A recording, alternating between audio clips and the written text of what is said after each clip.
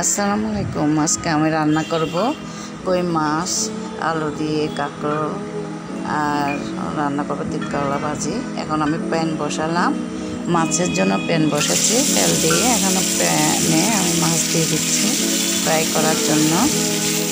তো আমি ফ্রাই করে নেব এগুলি একটা একটা করে আমি বসাই দিচ্ছি মাছগুলি। এরপর এক পাশে দিয়ে দিচ্ছি তিল করলা। ওখানে প্যান বসালাম, কাঁচামরিচ আর পেঁয়াজ দিয়ে তেল দিয়ে ওটা বাগার দেবো। তার জন্য আমি এটা কষা নিচ্ছি পেঁয়াজটা।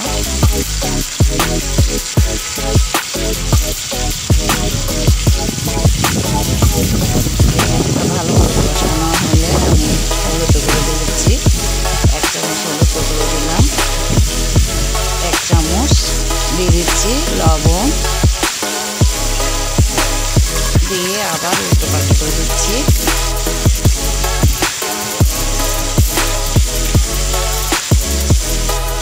এখন নরম হয়ে গেছে। এখন আমি তিল করলাগুলো দিয়ে দিলাম।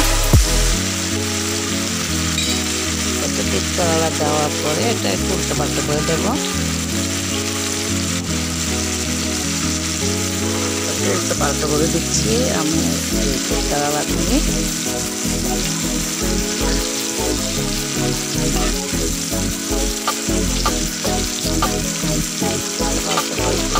পাশে আমি মাছ ফ্রাই করে তুলে নেব। আমার মাছ ফ্রাইটা হয়ে গেছে। একচড়া করে নেব আর কি। আমি তুলে নিচ্ছি ওই মাছগুলো।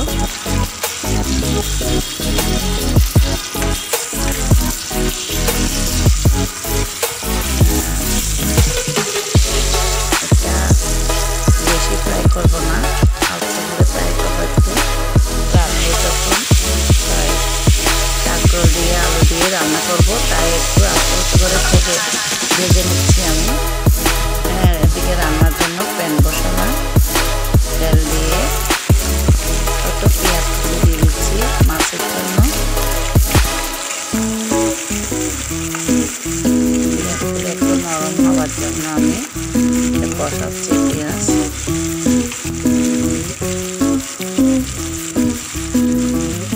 একটু পেঁয়াজগুলো নরম হলো, দেখতে পাচ্ছেন।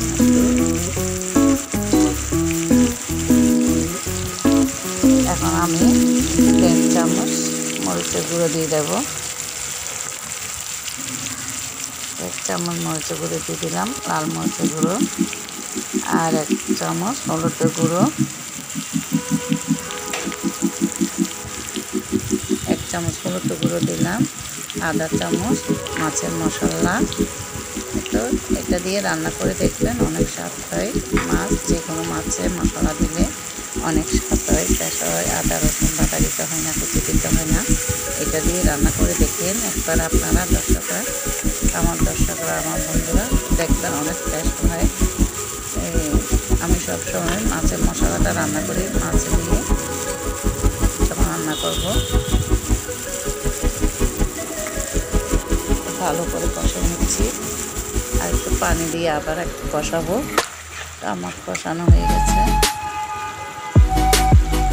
তেলগুলি বেশ উঠছে, এখন অনেক সুন্দর কালার এসছে। রান্না করে দেখেন। আলু কাঁকরোল দিয়ে দিলাম, আলু কাঁকরোল দিয়ে আমি কই মাছগুলো রান্না করবো।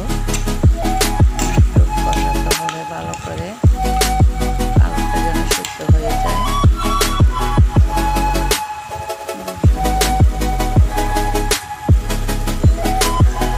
আলুটা সিদ্ধ হয়ে আসলে তো সব কিছু ভালো। লবণ দিয়ে দিচ্ছি 1 চামচ, লবণটা যেন আলুতে ঢুকে আলু কাঁকরোল কষা একসাথে। মনে হয় 1 চামচ হয়ে যাবে, আপনারা দেখবেন টেস্ট করে। আমি 1 চামচই হয়ে যাবে, মরিচগুলো অনেক টক আছে, তাই জন্য বেশি দিলে লবণ হয়ে যাবে, খাওয়া যাবে না। তো আমার কষানো হয়ে গেছে আলু কাঁকরোল, দেখতে পাচ্ছেন অনেক সুন্দর কালার এসছে। আমি করে দিচ্ছি।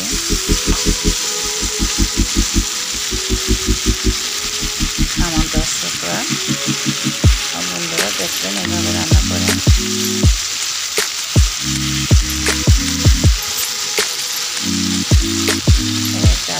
খেলা তাদেরকে একটু দেখতে দেখালে ভালো, বিরত থাকে।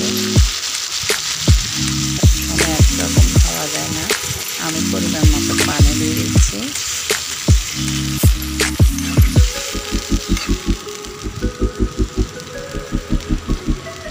পরিমাণ মতো পানি দিয়ে দিলাম। এখন আমি মাছগুলো দিয়ে দেব, ফ্রাই করা মাছগুলো। ফ্রাই করা মাছগুলো দিয়ে দিচ্ছি।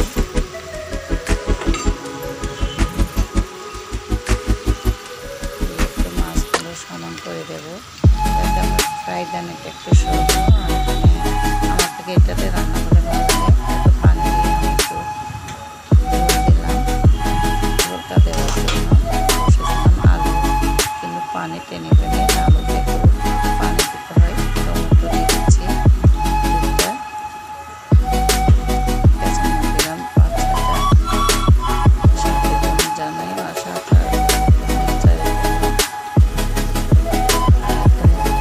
কাঁচামরিচ দিতে দিতে ফ্লেভার আসে মাছে।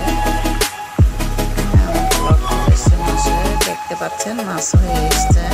মাছের ডিমটা দিয়ে দিলাম। এখন আমি ধন্যবাদ কুচি দিচ্ছি।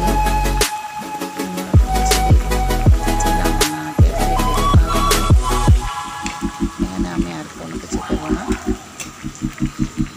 আমার রান্নাগুলো কেমন হচ্ছে আপনারা বেশি করে কমেন্ট করবেন প্লিজ, লাইক করবেন, কিন্তু ভুলবেন না পাশে থাকেন।